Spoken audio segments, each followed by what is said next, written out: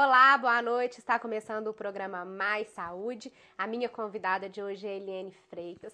Ela é enfermeira e ela é responsável pelo setor de vigilância de epidemiologia daqui de São João del Rei. Vocês me desculpem a voz fanha, mas eu tô atacada de gripe, Eliane. Boa noite, obrigada por sua participação mais uma vez aqui no nosso programa. Boa noite, né? Realmente é um prazer estar aqui com você, né? E com esses ouvintes, assim, muito interessante, eu gosto muito. Obrigada, Eliane. Eliane, no dia 10 de agosto foi comemorado o Dia do Enfermeiro. Qual a importância para vocês, enfermeiros, em se comemorar esse dia? Na verdade, né, é um momento que se voltem os olhares para essa classe, né? A enfermagem é uma das classes mais numerosas do país, hoje correspondendo a aproximadamente 1,6 milhões, né?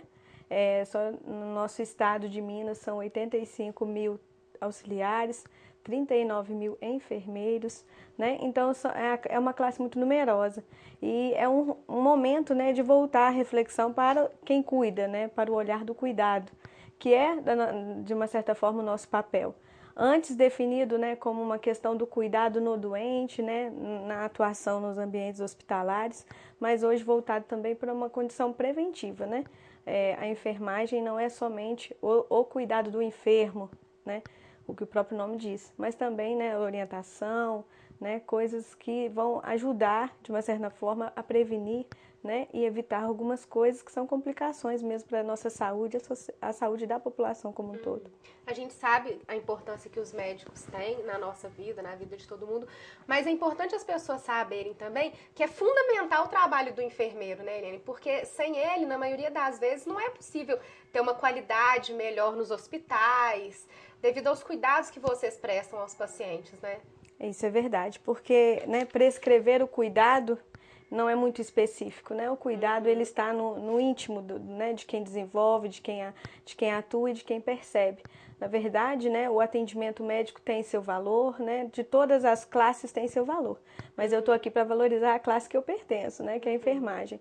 É realmente muito importante o cuidado íntimo, né, a percepção, né, das queixas, né, da necessidade do momento, é a enfermagem que vai poder detectar, poder, de uma certa forma, inclusive intervir, né, independente da orientação médica, de condutas e posturas que vão, né, melhorar, né, o estado do paciente naquela situação que ele vivencia, né, seja a situação de enfermidade ou de alguma necessidade no sentido de orientação, né, do cuidado como um todo. E qual que é a diferença entre enfermeiro, auxiliar de enfermagem e técnico de enfermagem? Primeiro, né, a gente tem que considerar o tempo de formação, né? O enfermeiro, ele é graduado, né, na universidade, né, na faculdade, com 4 anos no mínimo, né, a formação, né? Ele tem a capacidade, né, de desenvolver ações de supervisão, de orientação, e é o papel dele estar, né, atuando junto ao auxiliar e junto ao técnico no sentido de orientação, supervisão, treinamento como um todo, né? O auxiliar é aquele que desenvolve as atividades menos complexas, digamos assim, que é a atividade do cuidado, né? E o técnico é o que também, né, tem uma formação um pouco mais, né, de tempo do que o auxiliar. Ele desenvolve as atividades também no cuidado, mas um cuidado mais específico. Exemplo disso, né, um cuidado junto a um leito de UTI, né, junto com o enfermeiro, é uma atividade mais de atribuição do técnico, né, em detrimento ao atendimento do auxiliar. Mas ambos, né, enfermeiro, técnico e auxiliar, ambos trabalham pelo cuidado, né, pela humanização, pelo atendimento. E ambos trabalham juntos também, né, Helene? Um ajudando o outro sempre. Sempre, né? São equipes, né? São grupos que se complementam na ação do cuidado mesmo. Tá. A Daura de Santa Cruz de Minas gostaria de parabenizá-la pela participação no programa, parabenizar também todos os enfermeiros, em especial os enfermeiros da Santa Casa, que atenderam ela super bem. Obrigada por sua participação, Daura. Eliane, a gente sabe que você é do setor de epidemiologia daqui de São João del Rei, então vamos falar um pouquinho sobre as doenças que estão em foco nesse período. A gente trabalha, né, na vigilância, né? Na verdade, o serviço de vigilância é ele que, de uma certa forma, orientou em todo o contexto histórico as condutas, né, e ações que a enfermagem veio desenvolvendo. E hoje, né, no período que a gente vivencia duas situações que demandam um pouco mais de cuidado e atenção da população. Né? A exemplo disso, cito, né, o inverno que a gente vivencia, a situação que você me citou há alguns segundos, né, alguns minutos, do estado gripal. Né? A é, né, uma condição, né, que vem junto com o inverno e traz complicações para a nossa saúde. Né? Hoje a gente tem, né, uma preocupação maior quanto à influenza. Né? Em 2009 aconteceu um surto de H1N1, mas hoje a gente fala de uma forma ampla contra a influenza. Né? São vários tipos de vírus circulantes e a conduta que a gente tem em relação a isso é fundamental para evitar a propagação e a complicação pela doença. Né? Então, lá no Departamento de Vigilância Epidemiológica, a gente está atuando, né, mais intensamente nas ações de incentivo, de orientação quanto às medidas preventivas contra a influenza. Né? Hoje, né, até a semana passada, mais ou menos 82 pessoas já faleceram no estado de Minas por detrimento da ocorrência de adquirir, no caso, a influenza. Então, é uma situação muito, muito grave mesmo e que a gente tem que fazer o nosso papel. Né? Vacinação aconteceu, né, para os pacientes que têm uma situação clínica diferenciada, né, que vivenciam uma situação de risco. Os obesos, né, os idosos, profissionais da área de saúde, enfim, são todos aqueles grupos que foram contemplados pela vacinação. Mas os que não vacinaram, eles não vão ser, de uma certa forma, protegidos, né? Existe a medida que a gente pode ter preventiva mesmo, que é a orientação do cuidado. Então, se você está em um ambiente mais aglomerado, né, que esse ambiente, né, seja mais assim ventilado possível, né, que as pessoas tenham um pouco de respeito e consideração pelo próximo, né, se tem alguns sintomas de gripe, evitar, né, que tossir na mão, evitar o contato, evitar espirrar e disseminar aquelas gotículas que podem, de uma certa forma, estar transmitindo a doença. Tá. E quais são os sintomas no caso da H1N1, Eliane? Começa com uma simples gripe, as pessoas devem se preocupar quando tem uma simples gripe, ou os sintomas são diferentes? Na verdade, né, os sintomas gripais como um todo. O que é importante considerar? Né?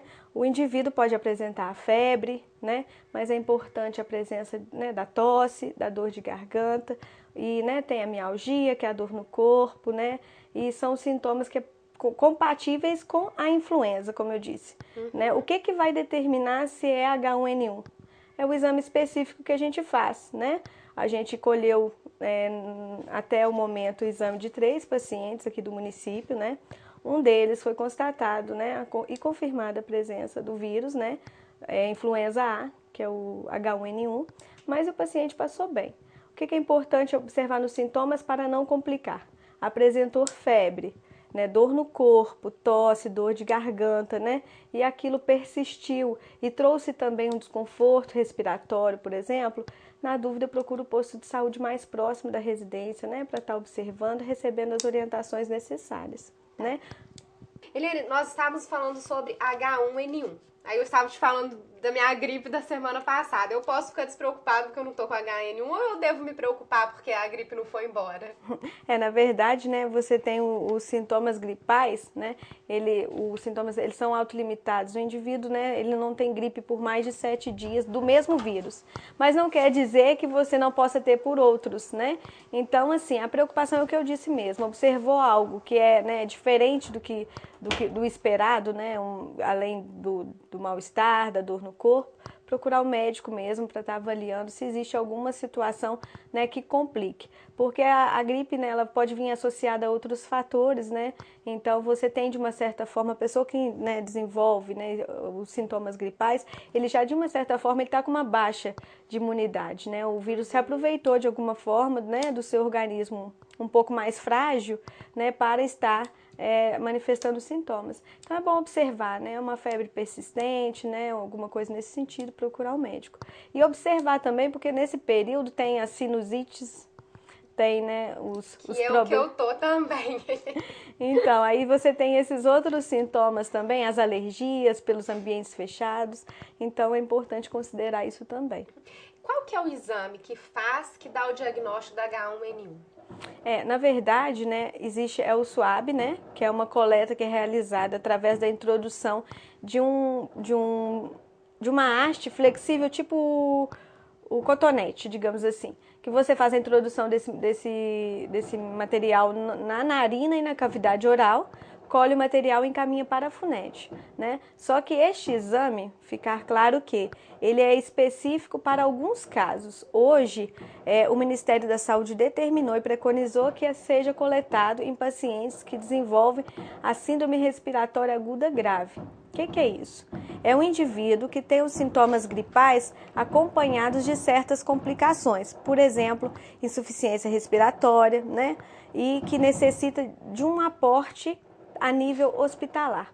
Esse indivíduo normalmente ele não tem o tratamento do seu quadro gripal em ambiente domiciliar, né? É raro isso acontecer, né? Como eu disse, nós estamos praticamente no final do inverno e até o momento tivemos 3 casos, né? Mas é isso aí que vai definir mesmo os sintomas que o paciente apresenta e o quadro clínico, né, para o médico estar definindo. Então, não é um exame que simplesmente eu tenha vontade de fazer, né, eu vou procurar o laboratório e pedir ao médico que faça. Isso é um exame com uma característica também epidemiológica, tá? É um exame que vai determinar as ações que o município vem a desenvolver a partir do momento que você tem, né, essa constatação. Entendeu? Aí é mais nesse sentido, porque o médico suspeitando do paciente com, né, com H1N1 ou com a influenza, digamos assim, né, para generalizar, ele vai tratar o indivíduo, né, pelos sintomas, independente do resultado de exame. Né? É quando o paciente desenvolve alguma complicação, necessita uma investigação um pouco mais específica.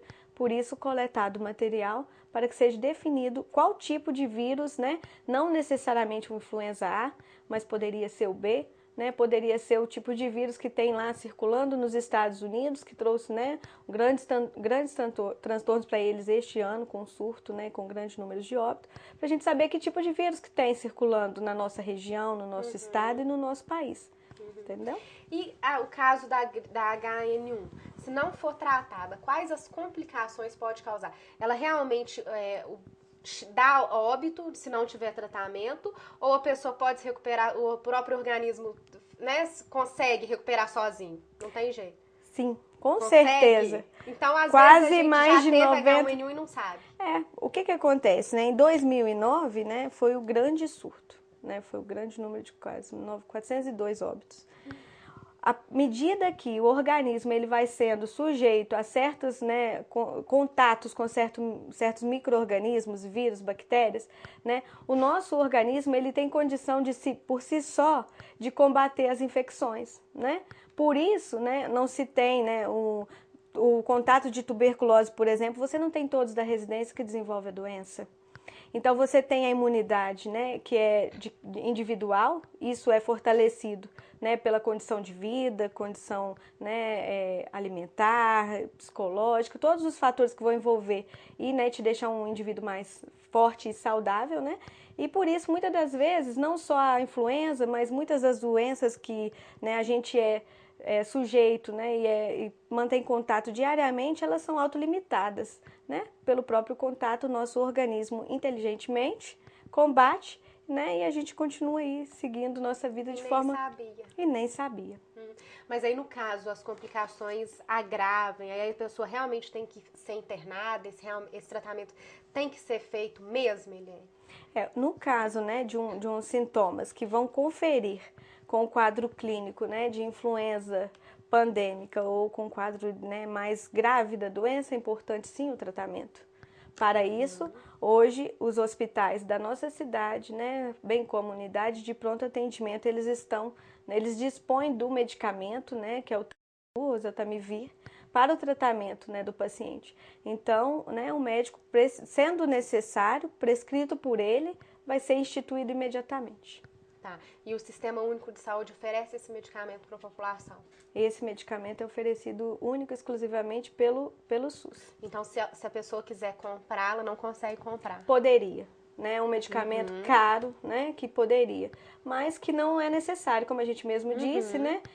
Muitas das pessoas vão desenvolver os sintomas de forma, né, autolimitadas. Caso necessário, o médico prescreva, vai conseguir pela rede básica, pela farmácia básica, ou se estiver em um ambiente de internação, vai conseguir através dos dos ambientes hospitalares. Então, hoje no município, todos os lugares, né, dispõem desse medicamento, então a população pode ficar despreocupada, né, e eu gostaria de deixar bem claro isso. É importante a gente orientar, né, uma coisa é você, né, desesperar e outra coisa é você preocupar.